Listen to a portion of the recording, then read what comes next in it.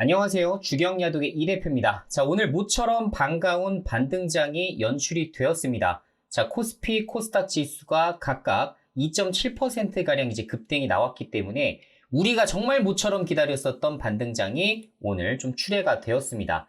제가 예전 방송에서도 한번 말씀드린 바 있었지만 투자자별 매매 동향에 대해서 한번 체크를 해보시면 반등장 시그널을 우리가 확인할 수 있을 것이다 라는 말씀을 드렸었죠.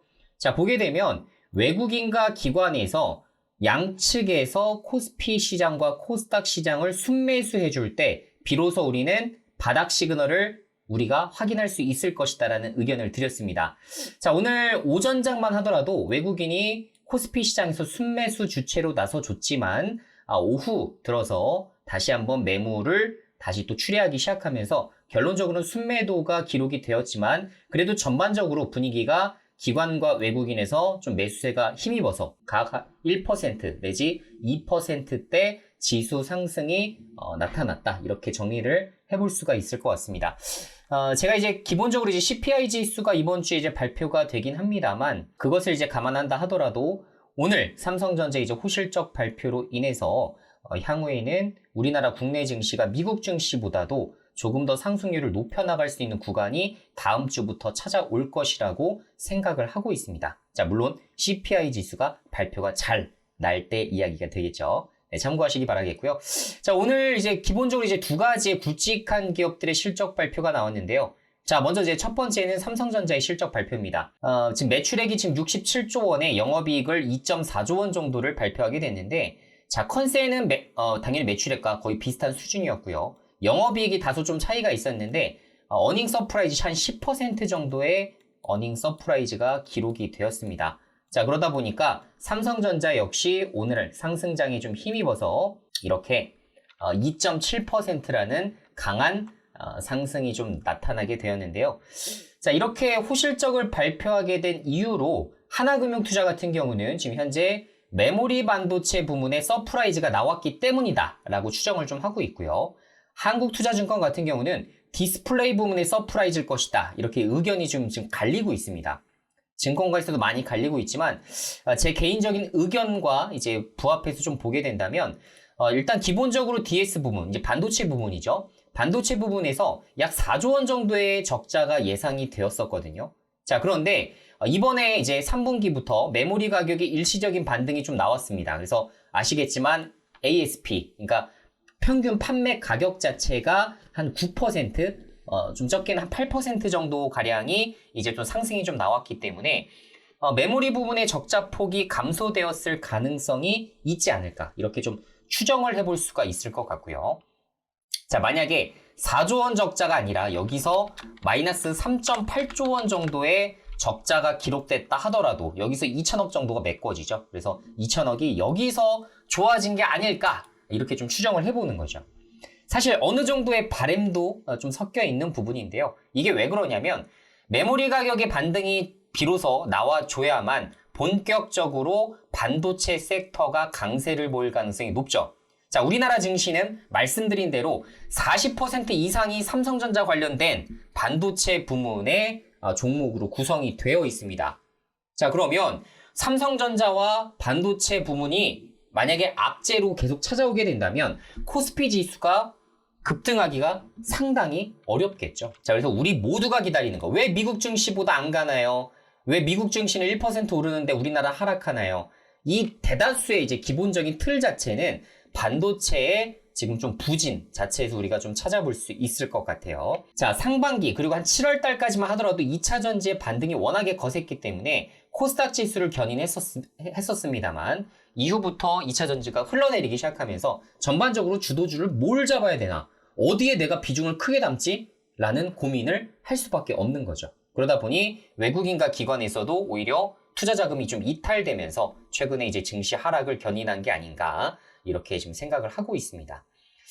자, 결론적으로는 지금 현재 메모리 반도체일 경우에 반도체 업종에 앞으로 힘이 실릴 가능성이 높기 때문에 삼성전자 하이닉스 포지션을 유지하신 분들은 당연히 그대로 이제 홀딩 관점을 들고 가셔야 될 것 같고, 또 반면에 현재 반도체 장비라든가 좀 기판, DDR5라든가 이런 기판 쪽 관련된 종목들을 보유하신 분들이라 하더라도 조금 더 비중을 늘리시거나 그런 시기가 분명히 올 것이기 때문에 단기 조정장에서는 그런 종목들로 비중을 좀 채워보시는 게 좋을 것 같다라고 생각이 듭니다. 자, DDR5 기판 대체율 같은 경우는 현재 생각보다도 조금 더 빨라서 25년도에 이제 약 40% 정도가 예상이 되는데, 또 어떤 또 매체에 따르면 25년도에 뭐 50% 가까이까지도 올라갈 수 있다. 이런 또 통계 자료가 있긴 하더라고요. 그래서 4, 50%라는 거를 감안을 해봤을 때에도 절대 적지 않은 수치이기 때문에 앞으로 기대를 좀 해보셔도 되는 반도체 부분이라고 생각을 하고요. 특히나 이제 지금 현재 서버용 같은 경우는 올 4분기 20%를 벌써 일찍이 이제 돌파를 할 것으로 지금 기대가 되고 있습니다. 그만한 지금 실적들이 올라오고 있는 부분이기 때문에 서버용 같은 경우는 크게 걱정할 부분은 아닌 것 같아요. 자, 그러다 보니까 삼성전자도 DDR5 생산 라인 확대를 검토하고 있다는 소식이 최근 뉴스로 좀 접해졌죠. 그래서 그만큼 삼성전자도 HBM 그리고 DDR5 쪽, 돈 되는 쪽, ASP 자체가 훨씬 더 높게 유지가 될 수 있다라는 그런 쪽에서만 투자를 확대하고 있는 이런 움직임들이 포착되기 시작을 했습니다. 따라서 DDR5 쪽으로 보시는 분들 같은 경우는 심텍, 해성DS, ISC, 대덕전자 이런 종목들을 좀 보고 계실 텐데, 사실 심텍을 제외하고는 대다수의 종목들이 좋지 못했어요.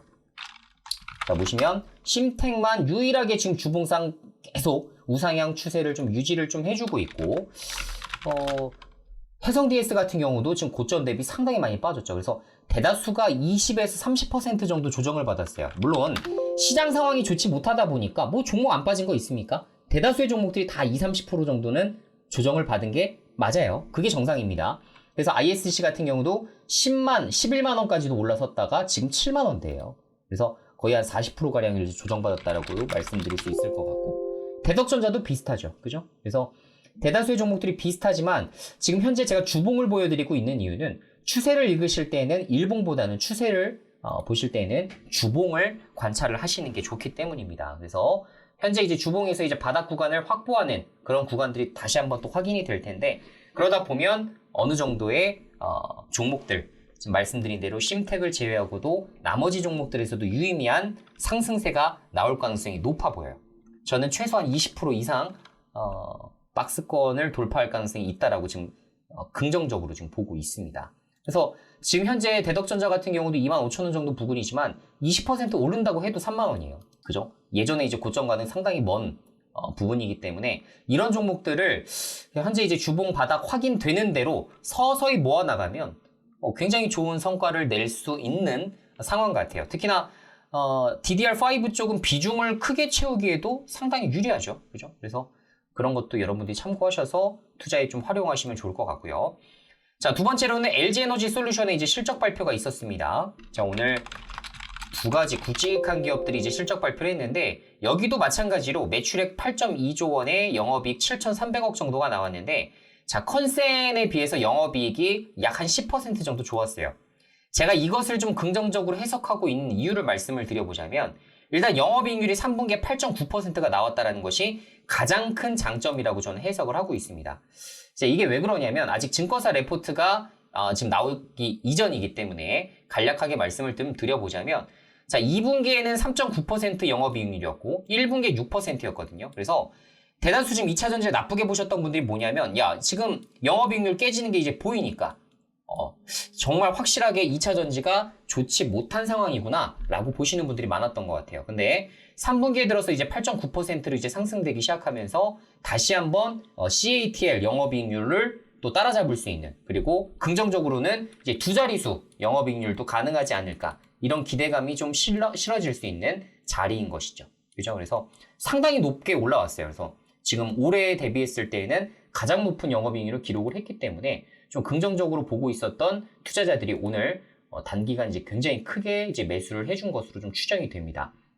자, 그래서 대형주 아시겠지만 지금 뭐 그 시가총액 100조 가량 달하는 종목이기 때문에 오늘 7%의 상승 굉장히 크다라고 말씀을 드릴 수가 있는데, 자, 투자자별 매매 동향을 보게 되면 기관 쪽에서 상당히 큰 매수세가 붙어줬어요.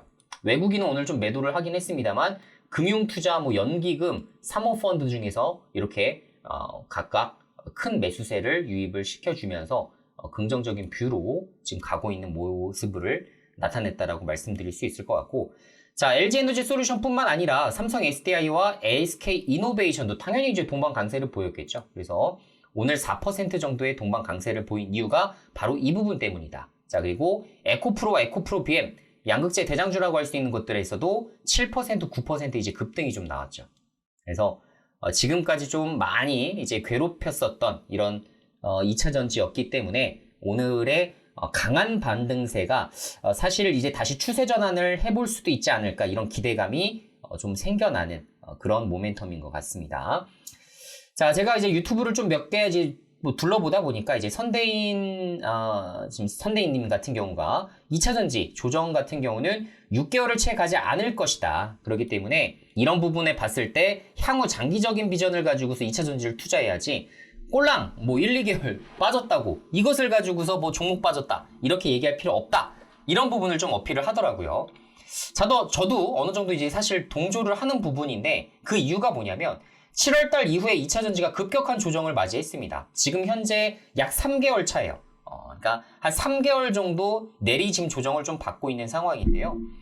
자, 예전에 이제 로봇주들을 제가 계속 말씀을 드리는데, 이슈를 타고 실적을 올릴 수 있고 뭔가 대형 업체들이 이제 또 상장하는 이런 이슈들이 발생을 하면, 레인보우 로보틱스도 보시면 아시겠지만 이때 이렇게 고점을 찍은 이후부터 쭉 내리막길을 쭉 걸었어요. 이게 얼마예요? 4개월이에요, 4개월. 그러다가 이제 이슈를 받아서 쭉 급등하기 시작하죠. 최고점을 찍고 다시 내려오긴 합니다만, 그죠? 다시 한번 이렇게 강한 섹터들은 어떻게 한다? 아무리 오래 쉰다 하더라도 바닥이 확보되면 이슈를 받아서 다시 단기적으로 급등시킬 수 있다라는 것이 주식 투자의 논리입니다. 논점이죠. 그래서 앞으로 로봇주들과 마찬가지로 4개월 정도 조정을 받았기 때문에 길게 봤을 때에는 2차 전지 아마 다음 달 정도면 조정을 마치고 내년도를 준비하면서 서서히 이제 올라갈 그 섹터들이 많이 보이지 않는다라고 한다면, 반도체, 그러니까 코스피는 반도체, 코스닥은 사실상 2차 전지죠. 그래서 이 두 가지의 섹터가 동반적으로 강세를 보이기 시작한다면 코스피, 코스닥이 다시 한번 원상복귀 될 가능성도 염두를 좀 해둬야 된다는 얘기가 되겠죠. 그래서 코스피 지수 기준으로 2700포인트, 그리고 코스닥 지수 기준으로 900포인트 이상으로 다시 급등 나올 수 있다라는 점, 오래도록 좀 쉬고 있는 이후에 항상 반등이 나왔다라는 점, 주도주는 이런 부분 때문에 그래도 물려도 들고 갈 수 있고, 오히려 바닥 확인 시 그때부터 추가 매수를 해나갈 수가 있기 때문에 그래도 다른 잡주, 테마주들에 비해서 상당히 유리한, 시간을 내 편으로 만드는 투자가 가능하다는 의미가 되겠죠. 자, 결론적으로 2차 전지는 전기차 판매량의 호조 소식이 좀 들려야 될 것 같고요. 그죠? 최근에 이제 전기차 판매가 조금 안 좋아지기 시작을 했다, 보조금을 지금 더 주고 있다 라는 얘기가 좀 들리면서, 거기다가 테슬라의 지금 인도 실적까지도 생각 외로 별로 좋지 못하다 보니 지금까지 전기차 관련된 종목들이 좀 조정을 받았지만, 말씀드린 대로 그 어떤 슈퍼 사이클이라 하더라도 분기별로 매분기 역사적인 신고가를 기록하는 경우는 없습니다. 중간중간에 분기별 한 번씩 쉬어가기도 하고, 10년, 20년을 내다보고서 이제 전기차라는 시장은 점차적으로 성장을 해나갈 것인데, 분기별로와 한 분기, 두 개 분기 미끄러진다고 전반적으로 투자가 갑자기 위축되거나 갑자기 섹터가 변질돼서 다시 내연기관차 시장으로 옮겨 타는 이런 양상은 거의 발생하지 않는다라는 거죠. 그래서 이 패러다임을 정확하게 읽으실 필요가 있다라는 거고요. 자, 그리고 금리 인하 소식도 지금 같이 들리게 된다면, 물론 이거는 긍정적인 뷰입니다. 만약에 내년도에 CPI 지수가 잘 잡혀서 미국이 금리 인하 소식을 서서히 주게 된다면, 당연히 자동차와 같은 이런 굵직굵직한, 그리고 5천만 원, 1억 원 이상에 달하는 이런 큰 금액들을 집행해야 되는 소비 특성상 금리 인하 소식이 긍정적인 소비를 가져올 것이다 라는 부분. 그리고 미국 대통령 선거도 있겠죠. 분명히 이제 또 트럼프가 되면 이제 전기차 필요 없다, 뭐 매연이고 뭐고 환경이고 뭐고 필요 없다, 이런 부분이 좀 거론이 되겠지만, 만약에 이제 또 바이든 쪽으로 방향을 잡히게 된다면 기존에 이제 운영했었던 이제 신재생 에너지, 그리고 2차 전지, 이런 부분으로 더 힘을 받을 수 있는, 정책적인 불확실성도 지금 껴있는 부분이지만 이런 것들이 가급적이면 해소될 수 있는 게 또 미국 대통령 선거가 있을 거겠죠. 그래서 여러 가지 소식들이 하나하나 불확실성이 좀 해소가 되기 시작한다면 비로소 다시 2차 전지가 여러분들이 원하시는 다시 급등세로 넘어설 수도 있지 않을까 이런 전망도 같이 말씀드리도록 하겠습니다. 자, 오늘 간단하게 두 종목에 대해서 정리를 해봤고요. 도움되신 분들은 좋아요, 구독하기 한 번씩 누르셔서 추후에도 깔끔한 정리 받아가시기 바라겠습니다. 다음 시간에 뵐게요. 안녕.